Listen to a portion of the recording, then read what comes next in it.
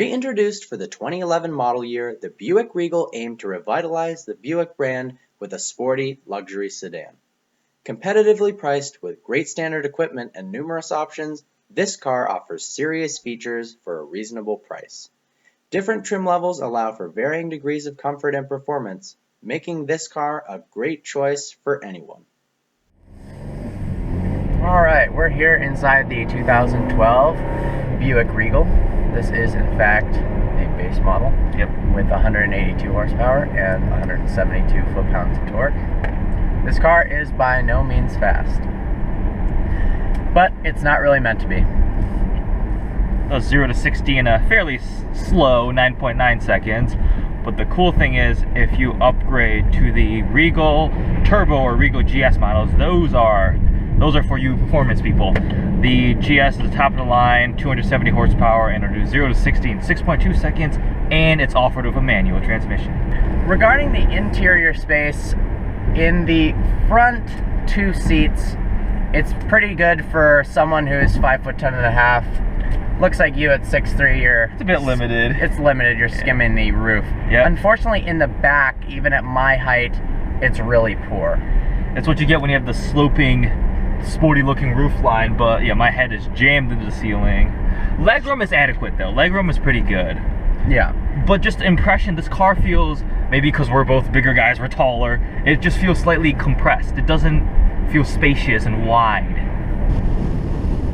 This car received a 5-star overall crash test rating, as well as 4 out of 5 in dependability from J.D. Power and Associates. So it will be reliable and safe, and it also gets pretty good gas mileage at 19 miles per gallon city and 31 miles per gallon highway. Alright, so Eddie just shifted over into what Buick calls the select shift mode. Tell us a little bit about that. Essentially, you're in drive and you push this lever to the left, and there's a little plus and a minus sign. You push up, it shifts up a gear. You pull down, it shifts down a gear. It's like a semi-manual automatic transmission.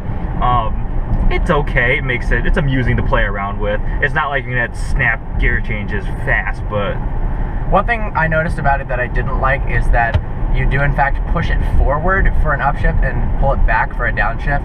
It seems kind of counterintuitive. A lot of German cars, it's the opposite. A real sequential manual transmission, you pull it backwards for an upshift and you push it forwards for a downshift.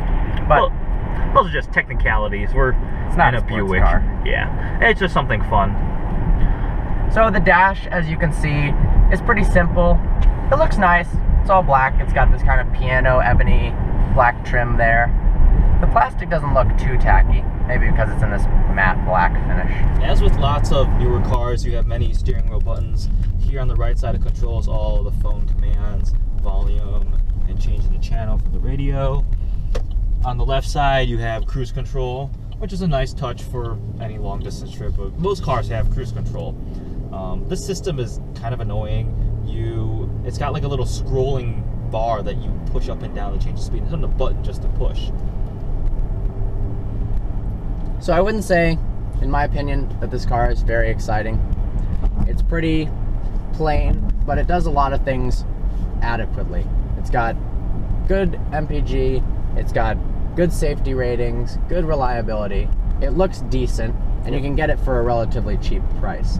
So if you're not looking for something with extra pizzazz, you just need something basic to get you around town. I mean, this is front-wheel drive, and it will work in inclement weather. We're here around the Detroit area in Michigan, and the weather is anything but lovely. Yes. And the car works totally fine. The thing is, this car is not a luxury car. It is more of an entry level. It's better than just a Ford Fusion. It's better than a Malibu, but it's not as good as, let's just say, an Audi A4 or something like that. It's got a lot of features. I think the biggest benefit is the fact that for such a cheap price, you can get leather seats, heated leather seats, a bunch of other cool options and everything. Plus, there's a sunroof. Sunroofs are nice. Not in the winter. The seats are okay. The seat warmers certainly work very well. I mean, I'm roasting right now. Yep, it's great. It's 28 degrees outside.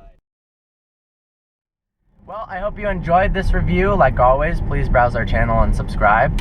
And if you have any cars that you'd like to see us review, please comment below and leave the year, make, and model, and we'll try our best to get that done.